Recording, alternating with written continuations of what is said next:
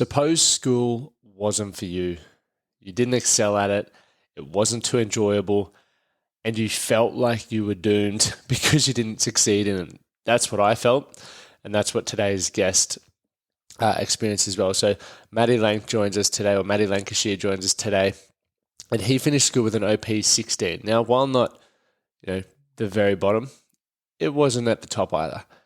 But Matty always had this belief in himself that he would make it work out. He wasn't quite sure what he was going to do to be successful, but he just believed that he was going to nail it. So now Matty is widely recognised as one of Australia's leading real estate agents, and his team consistently sells more than $200 million worth of property annually. That is insane. So negotiating many of Queensland's most significant real estate transactions, and he holds Brisbane's house price record with the sale of one Leopard Street Kangaroo Point for $18.48 million. So he is an expert in his field, and he has really learned to excel, build an incredible team, lead, and do what he loves most. In today's episode, we talk about the importance of your association with people, making sure you're spending time around people who lift you up, empower you, and really add value to your life. We talk about hard work and enthusiasm and how that trumps a skill 9 times out of 10 in his profession. The importance of setting boundaries, why school wasn't for him, and why most don't take the necessary actions needed in order to succeed.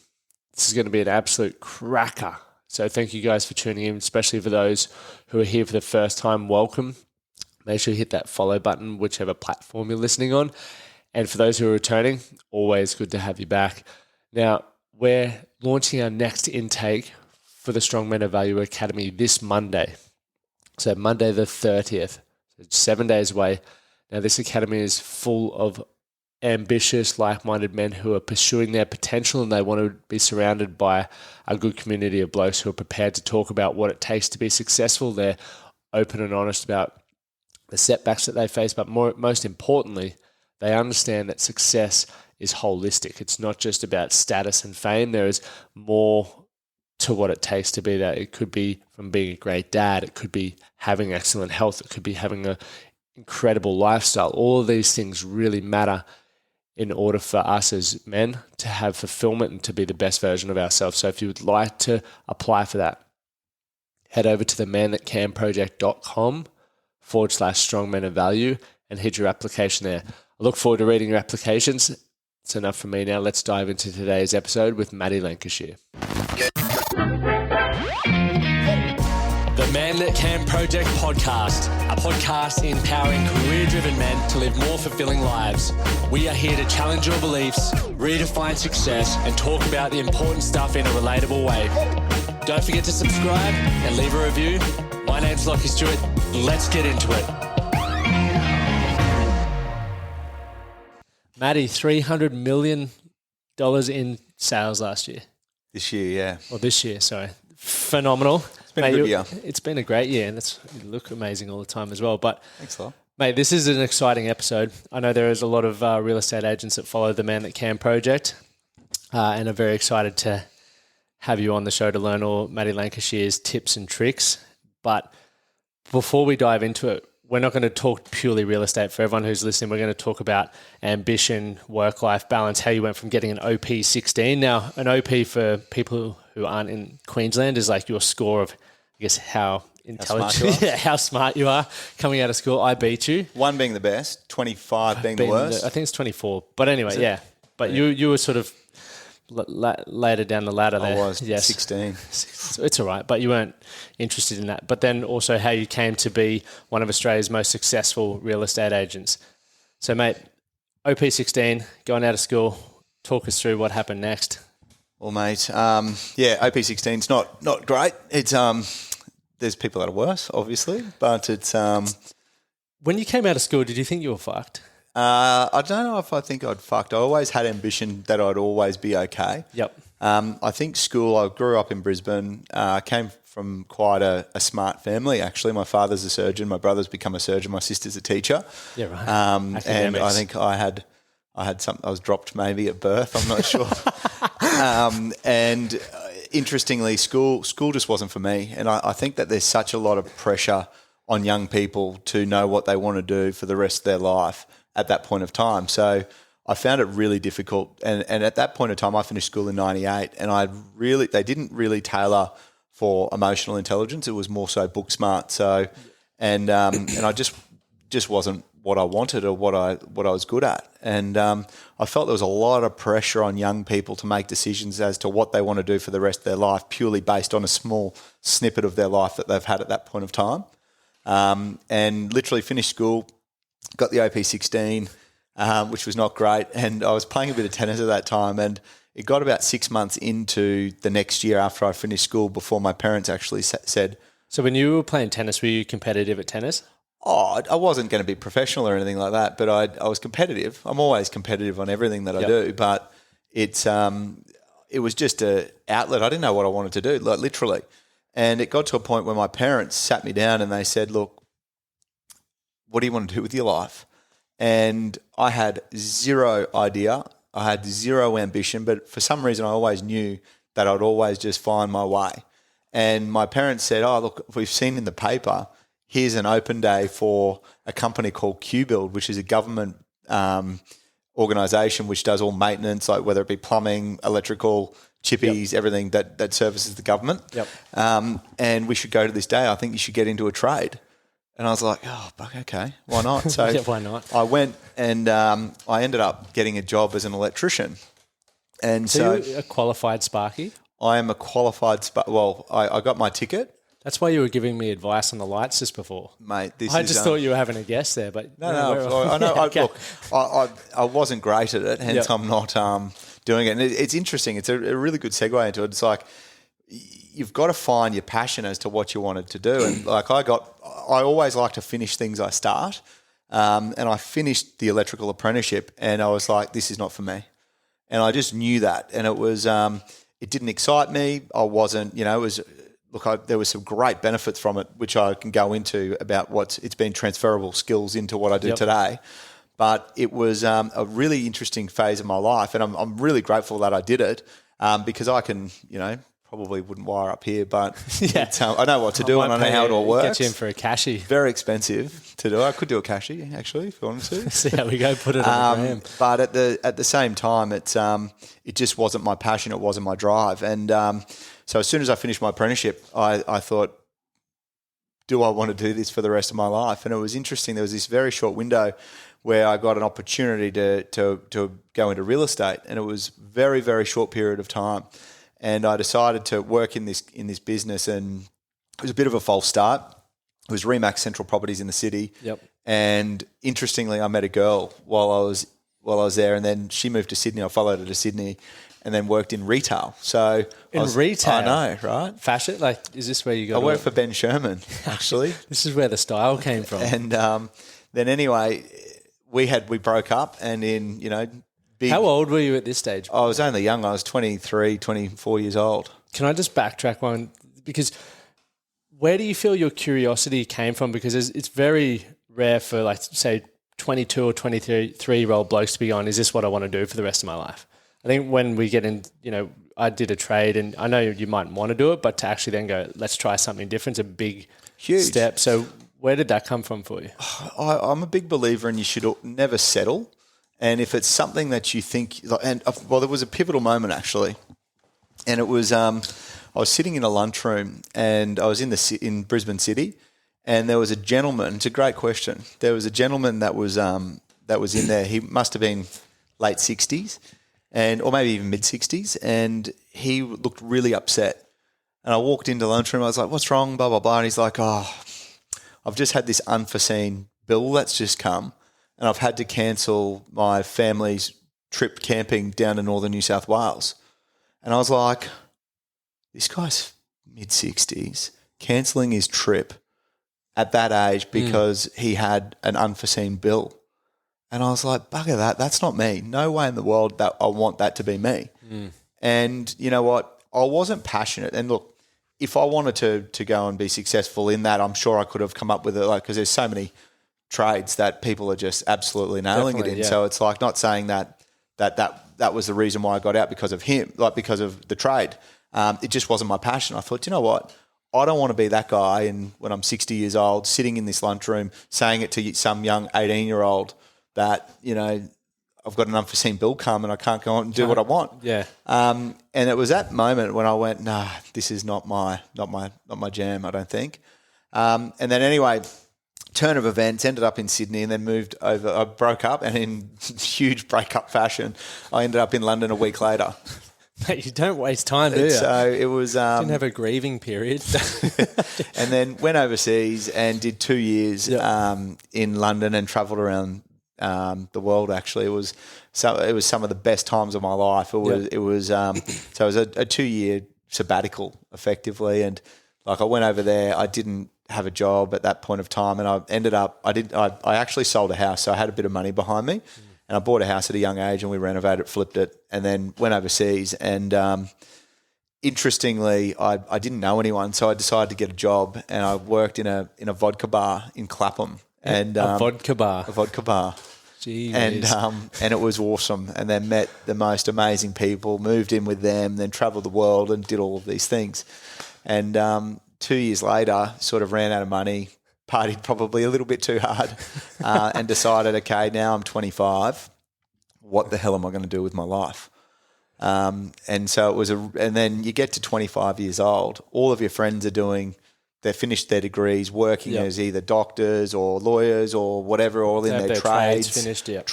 And it was, and I came home with some great stories. And it was really interesting because I came back with all the stories, and I'd sit around, and a lot changed. And I think I changed a lot myself. In what ways do you feel you changed? Well, I felt like at school I was very close with all of our friends, and we're very into our own little circles, and we never ventured out of our circles. We'd go out to someone's house every Friday, Saturday night, get on the piers, do all the same thing, and like sort of Groundhog Day. And I went out to explore the world, went over by myself, and was forced to go into a whole new experiences with different people and different parts of the world and different cultures, and I was sort of forced out of my comfort zone to actually find new people. That's probably a really important thing when you think about success, is obviously building a bigger network, learning to ask better questions and gather information, but also get used to being uncomfortable. Because if you just stay in that same bubble, as you mentioned, you're only going to have the same thoughts, actions and behaviours. And if you don't get challenged on that, you don't really ever... I know for me, I never really thought that a life of wealth financially was possible, or flexibility. I just did what everyone else did, which was similar to you, drink piss, do the same stuff, and it was Groundhog Day all week. So then to see people act, even for yourself, like I look at you and what you've created, and I know a lot of people listening to this will look at what you've created and everything that you're doing, and they're going to learn so much more about that process to success. Even the fact that you were 25, most of these people, there's a lot of young agents who I talk to on social media who aren't even 25, and they're putting so much pressure on themselves to have it all figured out and to be Matty Lank already. And it's like, you got time. You got plenty of time. There's so much that you have to put into it to get there. And that's a whole nother sort of conversation about, you know, what's going on now with people and wanting to be there now. Because it doesn't matter what business you're in. I listened to this amazing podcast, which we spoke about the other day. It was the Tim Ferriss with Hugh Jackman. And there was one point that he made in there, which it just resonated so much with me, is his son is always looking at ideas, and he keeps saying to his son, don't settle, go and look for something. But the issue these days now with, you know, social media, with, you know, the way that markets are running, real estate markets running, all of those sorts of things, is that people want to be the CEO and the number one early, like they want to do it straight away without doing the work. And if you have a business, or if you want to be the best in your whatever your given field is, or whatever your talents are, it takes a minimum of 5 years of 24/7 hard work. And then when you get 5 years down the path, it then might be able to get a little bit of work-life balance going. You know what I mean? And maybe you can employ someone to help you. You can get a manager and maybe take a backward step at that point. But everyone wants everything now for nothing. And they forget, like if you, so for example, in my field, in real estate, you know, if you think that there's such a thing as work-life balance in your first 5 years of your career, get out. Because there's not. You're doing 6 days a week, right? Still. Yeah.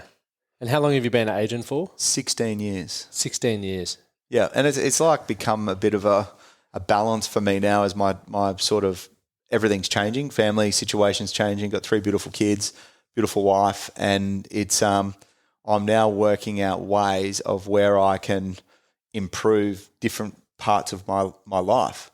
Are you finding that hard? Like how is that for you? Because you would be so accustomed to your routine, right? Like many of us find routine and that becomes simple. So then trying to change things up, are you finding that challenging? Absolutely. Like it's for me personally now, it's particularly when the market's running as well. It's like you've got this carrot dangling in front of you and you've worked 16 years to get to a point where your stars have aligned, but everyone wants a piece from so many different facets of your life that it becomes quite overwhelming and quite stressful. And stress is a huge, huge thing. And I'm doing everything in my life right now to mitigate as much stress as possible, because I think stress is probably one of the biggest killers of people. Yeah, it is. And, you know, I'm at a point where for me, my family is my number one priority. Yep. My relationships with my inner circle, and I can literally now, over time, worked out who the people I want to be associated with, and in a selfless way, I can give value to them, and in a selfish way, get value back. Yep. And that reference group of people has changed over a period of time, where I now spend most of my time with people I really want to spend time with. And, you know, because time is really precious, right? So it's like you get into this busy rat race of life and work and everything, and you've just got to really manage what you actually like and what makes you happy. We've been speaking about it a lot. I feel like every session we're talking about the meaning of life and everything like that. And I know for you, it's really delving into the meaning behind why you're doing everything that you're doing. That's how you've, it's why you show up at the gym every day. It's why you prioritize your time with your family, and you're very intentional with that inner circle, because I guess when you aren't clear on meaning and you just say yes to everyone, which I'm probably in that phase, the older we get and more experience that we get, I guess it makes it easier to say no to things. But for you, like, what is the meaning behind a lot of the stuff that you're doing at the moment? It's a really great question, and it's something that I've been battling with for the last probably 2 years. Yep. Is, you know, what's my story? What do I want? What do I want to achieve? And how am I going to do it?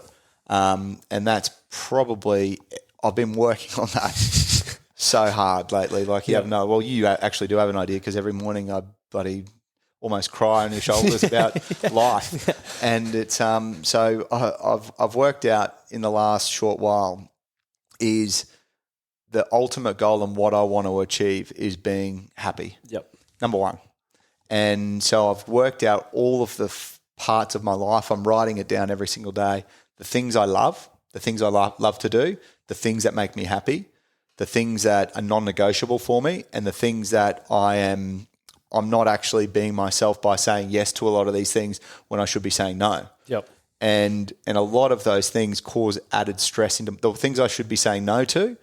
Is causing me extra stress in my life at the moment, which is in turn making me unhappy, which is doing the opposite to what I want to be, which is happy. Yeah. And so training, for example, but this time I spend with you, like we've got a really good training regime. And if I don't train in the mornings now, it's a part of my lifestyle. But why has it become a part of your lifestyle? And you don't miss, like, even if you're out at a function, you'll still be there. Like, so if I get home at 12 o'clock, I'll still show up at 5. Yeah. Why? Because it's a one, I don't want to let you down, and you're very expensive as well, so I want to get my value out of it. 2, I want to I feel I'm not like an expense, mate. I'm an investment. Investment, yeah, that's what you keep saying. I set quite high standards of myself, yep. and I like to do things that I say that I'm going to do. And I take it very seriously. If I say I'm going to do something and I don't do it, I get anxiety about it. And then also, unless I really need a break, I'll text and say, hey, I'm really need. But even then, like, I reckon there's been under a handful of times that's happened. Other times we might just sit in the sauna or have an ice bath or literally go for a coffee. Like, it's 100%, just show up. Yeah. Yeah. But I enjoy that. Like, you're one of the people that I actually get value in my being in my life, not trying to give you a plug on to the Man That Can Project.com. / It's it's I enjoy the time that we spend, and I'd hope in return you'd get some value out of our time we spend together as well. Tons, yeah. And but yeah, I think showing up and doing the things and practicing what you love to do, like every morning, like I was there this morning training and loved it, and it sets my day up for me to. I like to do things that make me happy, and so if I do that, it'll impact the way that navigates the way that my day is going to go. How does it help you though? Like, obviously, one, doing something that makes you happy, but two, from a physical standpoint with your energy, because I feel privileged to have an hour of your time during a work day. Like, your time's very valuable. So the fact that you've diverted appointments and all that to be here, how does having the energy and the health and the fitness and the vitality that gives you set you up for success in your career? Because picture this, right? You could be on the flip side where a lot of blokes are, where they're so unhealthy, they turn to the bottle a fair bit and they say, I don't have time to train. And that was me. When? No, being vulnerable about it, it's like, that was me. I was finding my escapism from life and stress was drinking alcohol. Yep. And I'd quite regularly drink 3 or 4 bottles of red at night, not only because I actually love red wine, but not only that, but because it was a bit of an escapism of stress and everything. But the problem came is when I would do that regularly, and then I'd still show up to training. Yeah. And so when you have a problem like that, I'd go, and I'm sure a number of people that listen to this would be in the same boat, is you've got to know what's good for you and what's not good for you. And you've got to be honest with yourself and stop doing deals with yourself on those things. And if you think you're drinking too much, then fix it. So we've done we've done 125 days off the piss this year, which has been awesome. And look, I don't want to say that I'm doing these things for to feel good just for that. But it's like, if you have an issue in your life, and that's one of my issues, is I like drinking red wine and I like drinking it and I don't have boundaries on it. Yep. I need to fix that part. And, if I fix that part in my life, I genuinely know. So the time off the booze I've had this year, I've become more engaged with my family, with our team at work, with my relationships with my friends, guaranteed. Yep. And they all know that I'm not drinking or I haven't been drinking, and your real friends won't put the pressure on you. And look, one part of it though is I actually really enjoy it. So, to have a wine with my wife or have a wine with my best mates to celebrate an occasion, why not? No problem. We've spoken about that because we made that agreement, and then we're like, well, you do miss out on so much, and it's not, for some people it is a problem. For me, it's not a problem. Yeah. And for you, it's not either. But it's working out. Okay, well, what's the opportunity cost? I would love to sit down and have a beer with a mate or anything like that. But when you put restrictions on yourself, there is a detriment to it as well. Totally. But like, if you have an issue that you genuinely know the reason you stop drinking is because you have a drinking issue, then stop. Well, think about it like this, right? If you're overweight and the energy levels are making you snappy with your parent, with your family, or in the workplace, like, cut it out. Like, do everything you can to get that shit sorted, because your wife's not going to hang around forever, or your partner's not going to hang around forever. Your kids will probably think you're a dick, and you'll end up resenting yourself. Well, it's interesting with your family. You get into a routine, and then if the people you love are accepting of it, there's only so long they'll accept it for. And it's not until the damage is done where it's done. Yep. So if you genuinely want to improve your life and do things that, to improve the quality of everyone's life around you and give the maximum impact, have a think about, rate yourself. What are the things that you could improve in? And I do that every day now. I've just started doing that. Yep. I write all of the things I want to achieve in the morning. And I write all the affirmations of who I want to be and what I want people to think of me. Yep. And it's really interesting. I was listening to a podcast. I can't remember which one it was, but they were saying, what would people say at your eulogy? And I really thought about that. And I was like, do you know what? Do I want to be known as the grumpy guy that snaps at everyone, that rips everyone's head off? Or do I want to be the leader, the inspiration, the great father, the great husband, the great friend? Yep. And all of those things. And I think everyone wants that, right? And everyone has a choice to do that. But you've got to make that decision and be really hard on yourself, because most people, they know what the issue is deep down, but they're not prepared to accept it and talk about it. Yeah, there's a good exercise that everyone can actually do, and send it out to you. But I always get clients and mates, and I do it for myself as well. Like, send it out to important people in my life who I value their opinion, and I know will shoot straight, not sort of beat around the bush and go, everything about you is perfect. And I sent it to Amy, and it was asking how she perceives me, and the things that I got back was like ambitious, hardworking, all work related, which is awesome. It's what I always wanted. But then I'm at a point in my life now where I wish she said I was caring. I've was always valuing her time. I made her feel heard, and that didn't come back. And I was like, fuck, maybe my priorities are wrong and how I'm showing up's wrong. So even though it's it is a wake up call, I can now shift that.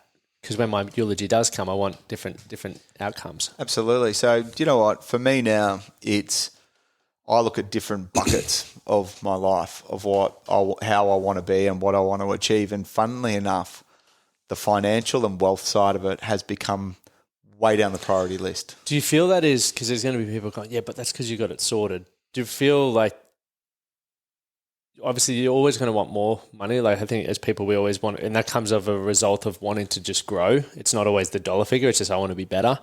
But do you feel because you're in a position where you maybe always once wanted to be, it's not a priority? Or is it just because you've seen, because here's a question for you.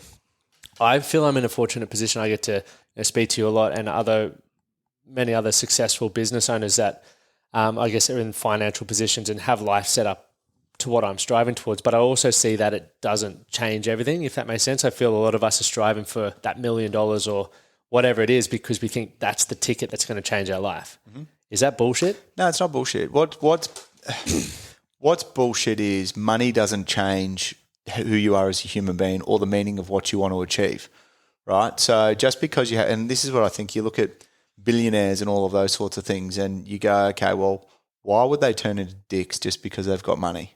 Why wouldn't they just be, great humans? And I'm sure that there's some great examples of people that are very wealthy that are actually really good humans, obviously. But it's like, it gets to a point where if you focus purely everything on your life to be about financial, I just think you'll fail. Like, you lose sight of what's actually important in life. So there's the saying that goes, you could be a billionaire unhappy and you're broke, or you could be the happiest person on earth and broke and you're a billionaire.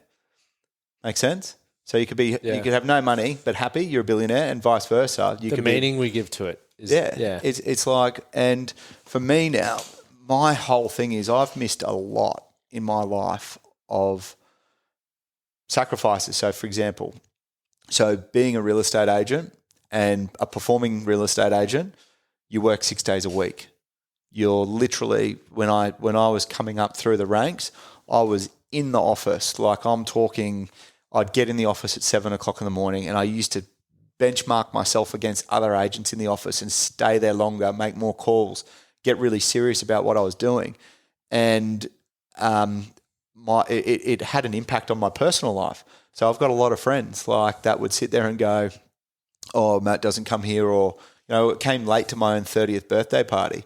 And interestingly enough, it's not until now that my mates who actually might have been a bit upset at the time get it. Yep. Right? And it's like, so I made a huge amount of sacrifices. I missed 25th birthdays, 30th birthdays, rocked up late to wedding. I'd always wear my suits to weddings. I'd go to the ceremony, back to the office, make calls, then go to the reception.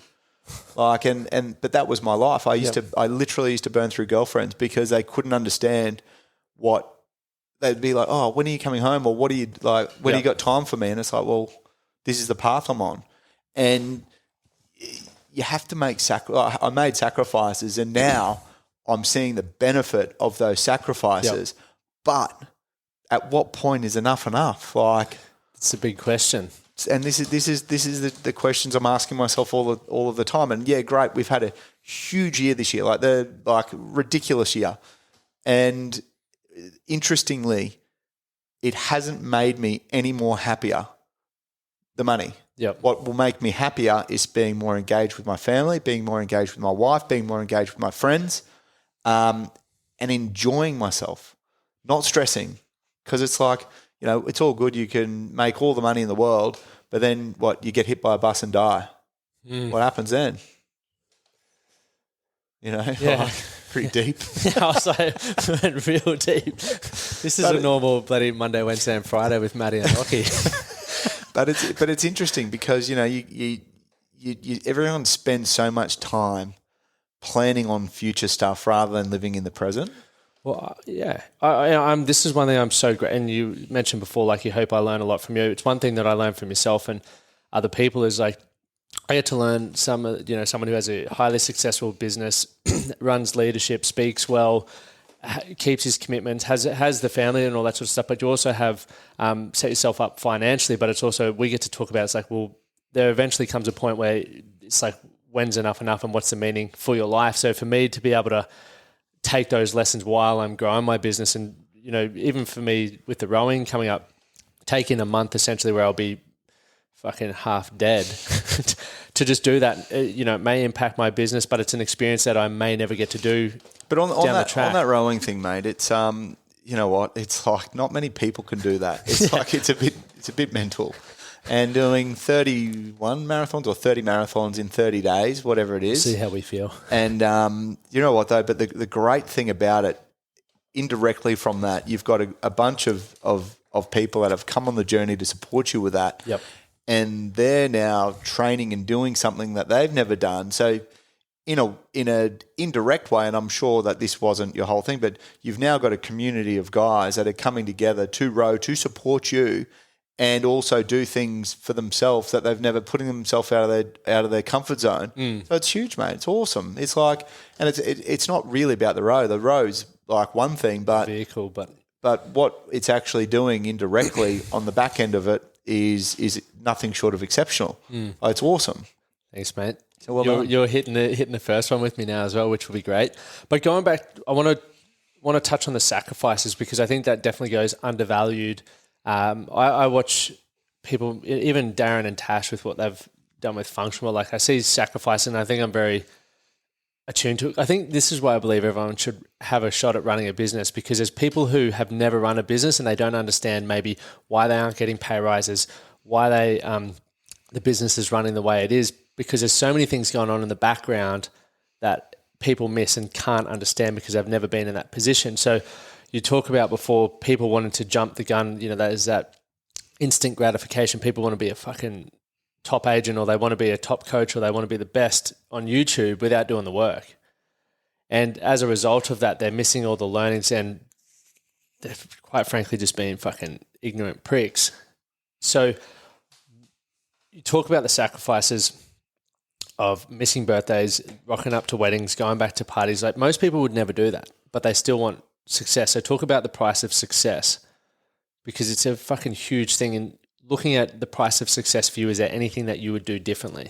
Look, it's a long-winded question. I know, but it's you know what? It's funny. A lot of people that look at me or come into our business and they see, well, they actually in our business they see the work that goes into it. But there's a lot of people from the outside that they think that I'm a 16-year overnight success. Yep. And they all want to. A lot of people do want to. Well, they want to knock me off all the time, which is great, and I love that.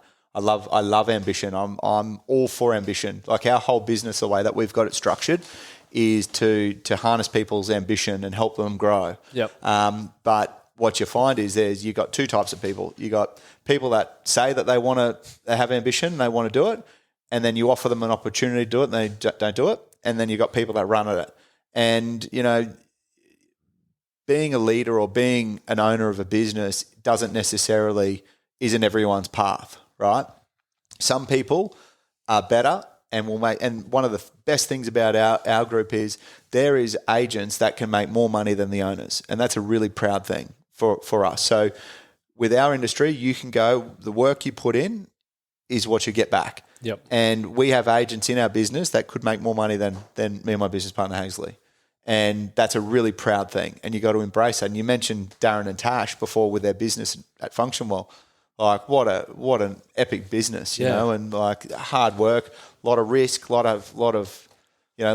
going on, with natural disasters and all kinds of stuff. And you hear people complain about the most minute thing, and you're like, pull your head out of your ass for a second and look at the big picture here. I know, there's so much happening, and everyone's, I truly believe every business owner's doing the best that they can to, provide opportunity, create good. Obviously, there's some that don't, but create good culture and provide opportunity, as you said, foster people to grow into the best, version of themselves. But often it's quite easy to try and pull people apart and look at the bad stuff. At the moment, there's a lot of that happens. It's and social media has been a big part of that.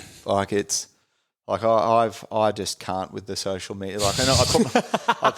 I should say that I put myself out there with videos and things like that. Mate, you've got the best content in real estate. Oh, but it's like it gets to a point where you go, okay, I don't know.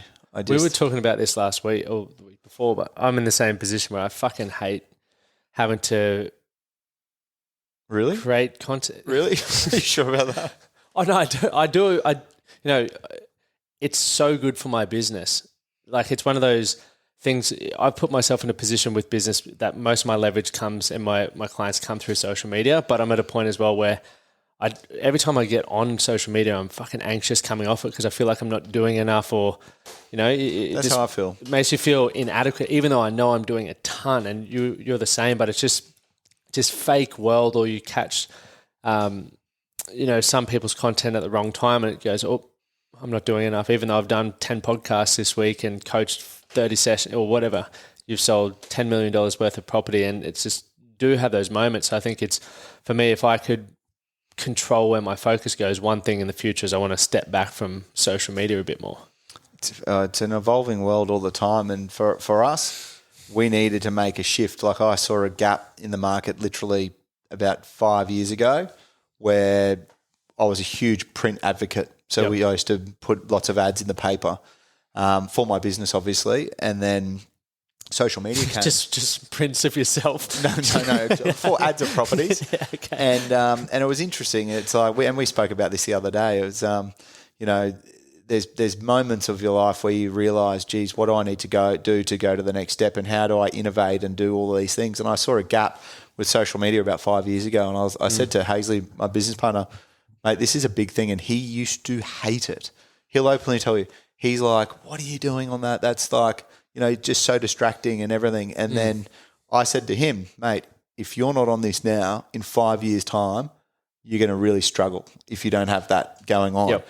And then you just watch what's happened with it. Social media, it's a necessary evil. Yep. It's like, it's interesting. In a world today, it's like they've got all filters for everything, right? Like, and I love what Amy does with her socials about it. And you look at anyone that actually uses a filter or just does anything with a photo. Yep. There's some vainness in that. Definitely. And it's just become like, I saw this app the other day, which was on, I think we spoke about it too. You can actually delete someone from a photo and put someone else in it. What the hell? It's mental. So you're telling me when I crop this, I can put like LeBron James next to me? Pretty much, you could if you wanted to. You should. Yeah, I should. But it's an interest. It's an ever evolving world, and it's I don't know. It's a necessary evil, but that's why you got to learn how to manage it. If you're getting anxious and overwhelmed from it, try and minimize your time and potentially outsource it, or just cut time on it. You and Hazy weren't always in business together. No. Actually, I want to go one question before that. You got into real estate at what, 25, 26? 25, yeah. 25. Did you just rip straight into it, or did you fuck around for a fair bit? Well, it was interesting. I got back from overseas and I was over in London. Hazley he rang me and said, hey, mate, I'm in London. Let's go out for a night. And caught up with him. We went out to this club in Mayfair, actually, and it was a big night, had a chat. Yeah.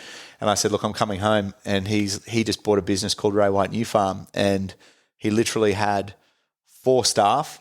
He had a 450 square metres of office space, which was huge, and 4 staff. He had a girl on reception who had, her nickname was Knuckles because she had tats on her knuckles. Nice. And literally it was one of those things where he was desperate for salespeople. And I came home from overseas and I sat down, had a meeting with him. He goes, oh, mate, you'd be a really good agent. You should definitely, I know you've had a taste of it, but you'd be really good. And he goes, what's your plan? And I said, after traveling the world, I think I want to start a shoe shop. a shoe store in Sydney. And he's like, okay, what the heck? And I should have looked at like, what's that brand now? The one in the city? Which one? Oh, there's a few shoe shops. So Mate, I'm not they've a gone pretty platypus or Nike. No, like one of those Brando sort of shops or whatever. Anyway, he said, look, I don't think that's a good idea. I think you should sell real estate. And so I decided, yep, I'm going to do that. And literally it took me 6 months to make my first sale. 6 months. Then it was at a time where there was no debit credit system. So in real estate, you now have to pay a person a wage, and they call it debit credit. You pay it back. Gotcha. So there's legal requirement to have to do that now. There never used to be that legal. So you were just purely commission only. So I'd sucked up all of my last little money that I had. I've moved out of home. I bought a house with a mate at 18. Moved overseas. Never been home. I hadn't been at home since I was 18. Moved overseas. Travelled the world. Came home. Moved back in with my parents at 25. Had no money. Literally. My first sale that I made, I remember it was on McKellar Street in Tenerife. It fell over, the first one. Then another agent in our office goes, hey, I've got a buyer for you. And then I was so desperate for the sale, he said, oh, look, I'll bring my buyer through. They're interested in something else. Let's reverse the split of the commission. So he got 80%, I got 20%. Oh, dirty dog. And dogged me. And I took it because I needed some money. And literally made like 14 grand in my first year. Yep. And I sold a house, had a heap of money from that, went overseas, burnt it all, came back, moved home. I got myself into $50,000 credit card debt. And interestingly, I was so embarrassed that I didn't even tell my parents. My mum and dad didn't know. I was living at home, zero money, $50,000 debt. Like I was literally juggling credit card debt to pay another credit card debt and got to 50K. Fuck. And it's funny, Hazley's mum and Hazley's now mother-in-law, they used to literally, pray for me that I'd actually make it in real estate. And it got to a point that I sat there and I was like, how low does your bank account have to be until you start to do the things you should be doing or that would generate income?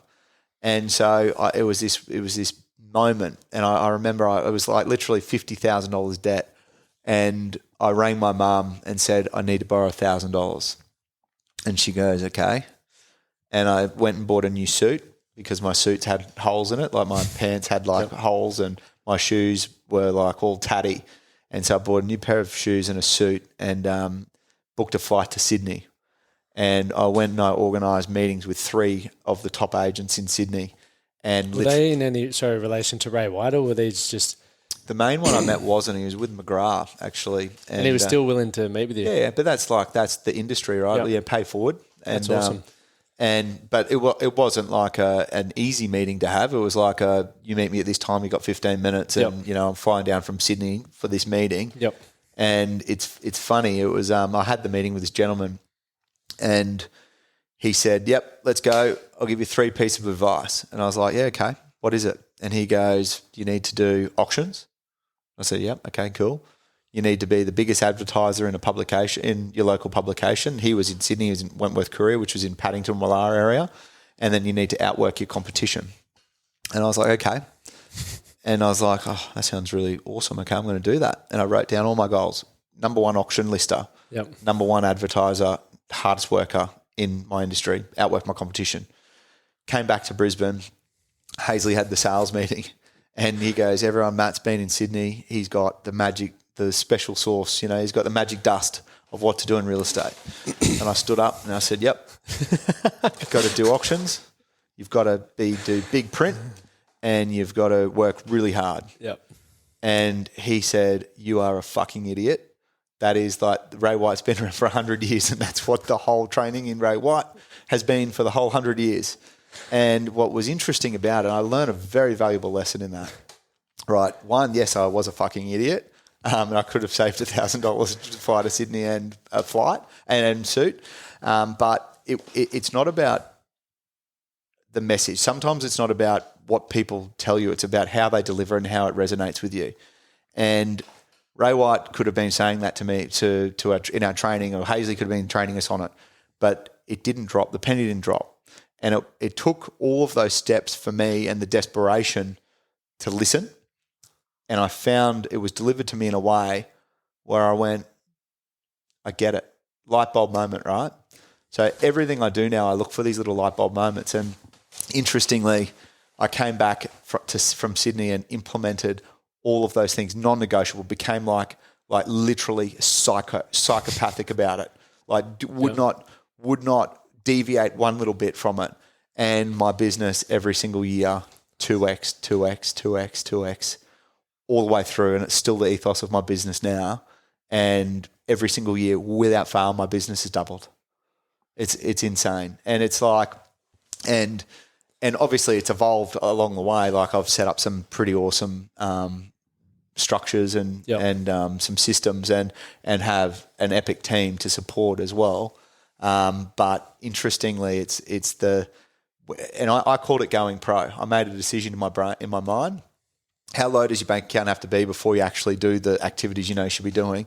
And how am I going to execute it? Because what most people do is everyone knows what to do, right, in their given field, but they just don't do it and they don't implement it and they don't do it. And I became literally psychotic about it.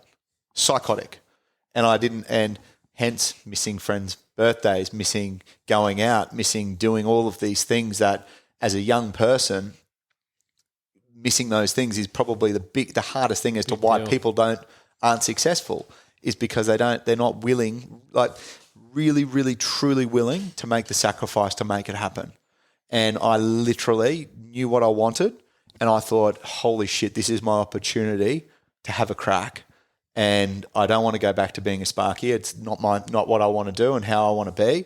But this is something that and I didn't necessarily have the skill. But what I had was I knew what I needed to do. I became psychotic about it. I followed a system and followed a process and I worked my ass off. And it was interesting. It was like you start to get a little bit of success. I paid back the 50 grand, like no credit cards. Then I was like, okay, what's next? Awesome. I bought an apartment in New Farm. So I bought my apartment on Brunswick Street, then kept going, then bought a house, my first house. Then I bought a second house. Then, bought our building where our office is. And then everything. I've always set these big, hairy, audacious goals every year that I want to achieve. And then and now, funnily enough, 16 years later, my whole goal system, my hairy, audacious goals are not financial based. It's changed. It's interesting. Very, very interesting. So obviously more family focused and stuff like that. When you think about, when you speak about those actions and the discipline, why do you feel a lot of people don't take them? Like if most people know what to do, what do you feel is holding us back? Oh, fear. Yep. There's fear of failure and fear of success as well. And that's, it's all good having a plan and writing a plan. And, we have a lot of people in our group that they all know what to do, right? They all know the business plan. But what happens is on a Monday morning, come into the office, they go, oh, what'd you do on the weekend? Try and, distract other people. Let's go get a coffee and talk about the weekend. Oh, a bit hungover today, but, Yep. Oh, I know I need to make my 50 calls to people that own property and, because if you make your 50 calls to people that own property every day, your business is going to go really well. Then what they do is they get distracted. They don't make those calls and they say, oh, bugger it, today's a write-off. I'm going to do 100 tomorrow. Then they roll them the next day. They don't do the 100. I'm going to do 150 on Wednesday. I'm going to blank out the whole day and do 150. And it snowballs and snowballs and then they don't do it. So no one's actually prepared to do the actual work that they know the outcome for. It's not until they get a taste of it or they have a light bulb moment where they go, actually that works. What do you believe are like 2 or 3 skills that everyone from sales to entrepreneurship should learn to be successful? Oh, look, I hate the word, but it's true, is hard work. Yep. And I believe, and we see this all of the time in our industry, is hard work and enthusiasm around what you're wanting to do can beat the shit out of skill 9 times out of 10. So actually being prepared to do the hard work, get your hands dirty. Yep. Get in there and do the work is a huge part of it. You've got to know what you want to achieve is another one. Yep. And how you're going to achieve it. So it's all good. So for example, with you and your row, so you're doing 30 marathons in 30 days. That's the goal, right? Yep. the goal's all cool, and most people have these awesome, hairy, audacious goals, but they're not prepared to do the steps. Like, so for you got to eat 4,000 calories a day in order so you don't turn into like an Ethiopian. Yep. Bloody hard. And, so you've got to eat, you've got to train, you've got to get your kilometres on your legs, you've got to do all of these things in order to get to the final, which is finishing 30 marathons. Yep. So most people will say, I want to do that goal, but then they won't do all the work that prepares them to get to that, what the end goal is, and they fall apart and they don't make it. And that's what happens in most industries. It's transferable. It doesn't matter if it's real estate or anything. People aren't prepared to tick boxes and follow a process. They want to cut every corner and go to the end, and it never works. Yep. They don't build foundations. Like, you've got to have a plan. You've got to execute your plan. That makes sense? Yeah, 100%. And then the last thing I think is you've got to have compassion for people. Like, you've got to be empathetic. You got to, because, it's all good saying, you've just got to be genuine human. I believe in giving back, and I believe in doing, giving advice to people. I believe in just being a good human, and I think that comes back in life always. Definitely. Some great points. Final question. What's your definition of being a man? Being a man. That's interesting in the world of transgender and all of that at the moment. Yeah, well, it's and the reason why I ask it is because everyone's definition is completely different, right? There's going to be some people who think my definition's fucking pathetic or it's toxic or whatever it is, but then there'll be people who go, that's what I stand for, that's what I believe in. That's what I think, because we're not all supposed to fly under the same fucking belief system. Yeah, I don't know. Being a man, look, maybe for me, it's a good question. I think for me is I direct that to all of the impact on relationships that I have with my people, and committing to things that I say that I'm going to do, having integrity with everything that I do, being a good human. I loved what you said before about commitments, like, always fulfilling your commitments that you make, and just adding value, like being of service to people in life, I think is one of the things. And I think for me now, it's like I want to be a great role model for my family. I want to be a great role model for my friends and my reference group. And for anyone, it's interesting in a world that we live in now with social media, people think they know you before they know you. Yeah, the anonymity or whatever however it's pronounced. And look, I'm working really hard on myself at the moment not to actually care. But it's hard, in a world of trolls and all of those things. And with real estate, you put yourself out there all the time, and you obviously with everything, anyone that puts himself out there, they're open to get criticised, right? And I think for me, if I can only control what I can control, so being a nice person, being compassionate to people, caring about people, being interested in people, being present with people, is something that is, I think that's what determines being a man for me. And that might be a long-winded way of answering. I like it, mate. That was quality. I really, really like it. So where can people find you? Where can people find one of the most enjoyable to watch real estate agents on social media? Instagram is obviously one. I've got a hacker at the moment. Which I saw another one. Yeah. Mate, you've had some rough trots with Instagram over the last 12 months. I've been hacked quite a few times, and so it's held ransom. @_Lancashire with an E, no E. That if the one with no E comes to you and wants to sell you crypto, don't buy the crypto. It's cheap at the moment. But no, look, it's I love doing things like this. I love, and then other little things is I love sharing little things, and if you get something from it, awesome. If you don't get anything from it, no issues. Yeah. And it's like I just think these things are really great for if anyone's sitting there and something resonates with you, or if there's a light bulb moment or something that resonates with you, then awesome. One thing I just wanted to finish on, I always like to talk about books that I'm reading at the moment. Yes. Or podcasts that I'm listening to. So if anyone that's listening hasn't read or listened to an audio book, Atomic Habits by James Clear, it is phenomenal. An absolute game changer. And it's interesting with Lockie's Lockie's row that he's got going on, and the analogy I gave about that, it's interesting. James Clear sums it up all in one about that, is you don't rise to the level of your goals, you fall to the level of your systems, which is just so spot on. So it's if you haven't read that, it's all about marginal gains, and life is not about going and making massive shifts of things. So if you got to change everything, it doesn't work. Just make these marginal little shifts, and they have such huge impact on all aspects, and that's transferable not only with business but relationships, everything. And it's so that's a really good one as well. If you want, great book. If you want, if you're a young family and you've got boys and or girls, and you're a young father or mother, or that's struggling, or you're an uncle or whatever you might be, an older brother, there's a great book called Raising Boys, and there's Raising Girls. Here also The New Manhood. I got his new book the other day called Fully Human by Steve Biddulph. He's next level. Awesome. And it's just a short little podcast that I've just listened to, and I've flicked it to Lockie. You did flick it to me. It was a Tim Ferriss one, which was with Hugh Jackman. And obviously Hugh Jackman being such a great Aussie icon. Is David Foster Wallace, This Is Water.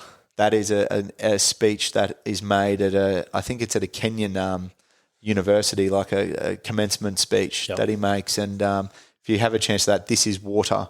It's just a really great analogy of life and, making choices. It's, people are all busy. Yep. And, people make a choice as to whether you want to wake up being angry or whether you want to wake up and have the most exceptional day of your life. That's up to you, it's, so that whole This Is Water is about that. I'll post that in the show note. Actually, I'll put it in the Facebook group, so you have to take an action step and join the Facebook group. But Matty, it's been a pleasure. I feel underdressed next to you, but you've inspired me to get a new coat. Thanks, and it's mate. been unbelievable. And even for me, the takeaways, I always learn from you, like I said, but just the way you speak and the certainty behind how you speak, for me, is just like, it gets me so motivated. So it's made me also want to do a speaking course or something like that. I'll figure out what that looks like.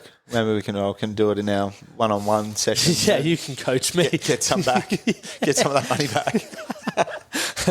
That's not going to work for me. No. Thanks, mate. Thanks, Locke. Cheers, mate. Thank you for listening to the Man That Can Project podcast.